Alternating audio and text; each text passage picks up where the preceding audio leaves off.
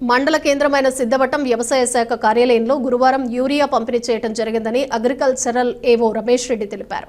ఈ సందర్భంగా వారు మాట్లాడుతూ 220 యూరియా బస్తాలు కమ్మపాళ్లెం, జంగాలపల్లి, వెలుగుపల్లి, సిద్ధవటం గ్రామాలకు సంబంధించిన రైతులకు యూరియా పంపిణీ చేపట్టామని, రైతులకు సరిపడా యూరియా పంపిణీ చేపట్టేందుకు చర్యలు తీసుకుంటున్నామని, రైతులు తమ పంటలకు సరిపడే యూరియా మాత్రమే తీసుకుని వెళ్లాలని తెలిపారు.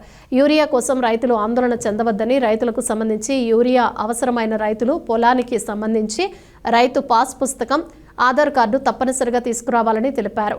మండల ఎస్ఐ హారిక ఆధ్వర్యంలో పటిష్టమైన పోలీస్ బందోబస్తు ఏర్పాటు చేశారు. ఈ కార్యక్రమంలో AEO Prabhakar Reddy, head constable Anji పాల్గొన్నారు.